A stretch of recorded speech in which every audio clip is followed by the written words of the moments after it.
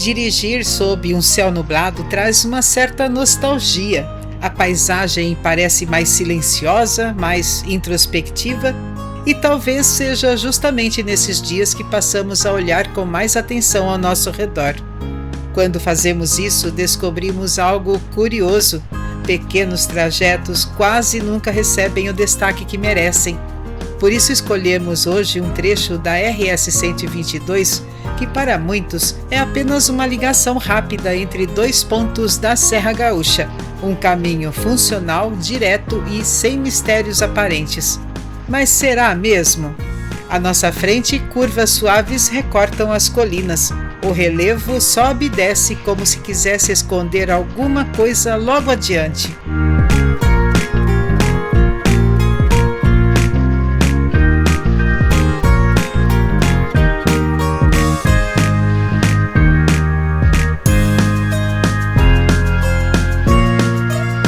Estamos passando por uma antiga linha rural de Antônio Prado, uma comunidade que preserva até hoje marcas profundas da imigração italiana, e ainda é possível perceber isso. Mas hoje seguiremos adiante, não ficaremos por aqui, e você pode conferir o nosso passeio por Antônio Prado que está fixado no card. Nosso destino de hoje está próximo no mapa, mas a experiência pode ser bem diferente do que se imagina, porque na Serra Gaúcha, mesmo entre cidades vizinhas, a paisagem muda, o ritmo desacelera e as características locais começam a se revelar de forma quase silenciosa. Será que este trecho da RS 122 guarda mais do que aparenta? Será que, além de encurtar distâncias, ele também conecta histórias? Daqui a pouco você vai entender exatamente para onde estamos indo. Por enquanto, repare nas encostas, nas plantações, nas construções isoladas e no cenário que se transforma a cada quilômetro. Aproveite, acomode-se e venha sentir o sul do Brasil através do nosso olhar. Somos Denise e Brito e começamos agora mais um episódio da série Dirigindo o Rio Grande do Sul. Nossos passeios não seguem roteiros comerciais. Somos guiados pelas curiosidades, atentos à geografia, às tradições e às surpresas que surgem entre uma cidade e outra. E por falar em curiosidade, logo ali adiante existe um município pequeno no tamanho, mas forte em identidade, que carrega no nome uma das árvores mais simbólicas do Rio Grande do Sul e mantém vivas as tradições herdadas da imigração italiana. Enquanto muitos passam por aqui com pressa de chegar, nós temos pressa de observar. Por isso, nossa viagem de hoje nos levará a IP, a capital nacional da agroecologia.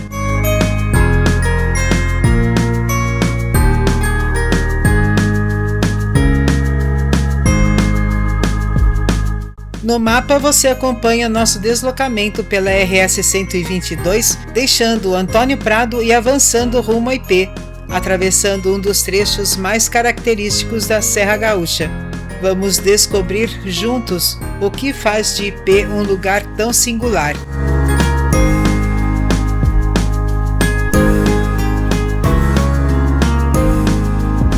Observando atentamente a paisagem, percebemos que IP está exatamente no encontro de dois mundos, agindo como um divisor de terras.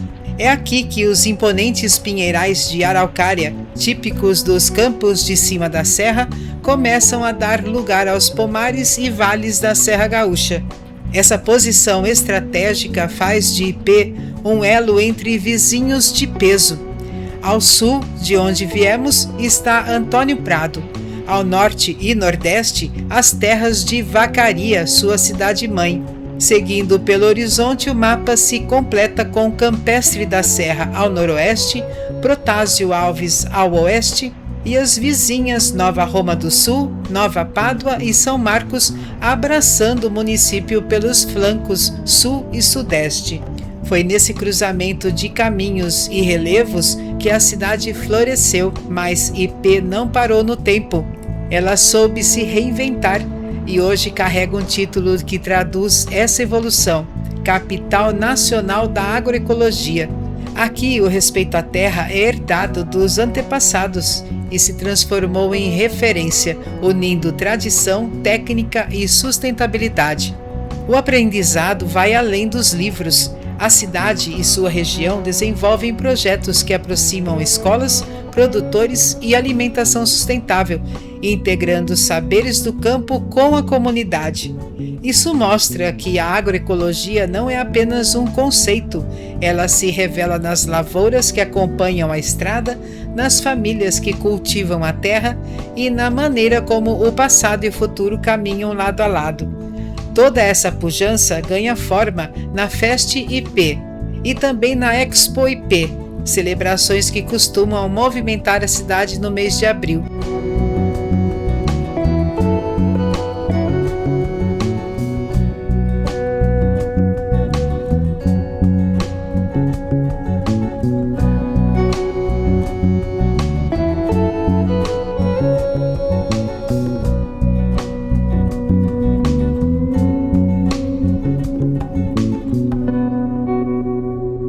Neste momento, nossa viagem chega ao centro da cidade e, para compreender o presente, precisamos olhar para as raízes, e elas são profundas. Tudo começou por volta de 1885, quando os primeiros imigrantes italianos, vindos das províncias como Vicenza e Belluno, encontraram nestas terras o cenário ideal para recomeçar. Naquele tempo, a localidade era conhecida como Vila de São João Batista, ainda vinculada ao vasto território de Vacaria.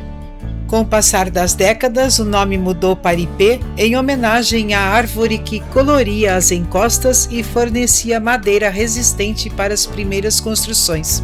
A identidade cresceu e em 16 de abril de 1988, a comunidade conquistou sua emancipação, tornando-se oficialmente este jovem município que visitamos hoje. Atualmente, cerca de 6.000 ipeenses mantêm viva essa essência, vivendo a aproximadamente 180 quilômetros da capital Porto Alegre. Para os amantes da história, o museu local, a imponente ponte férrea e as igrejas centenárias, como a de São Paulino, ajudam a contar como o progresso chegou a estas colinas.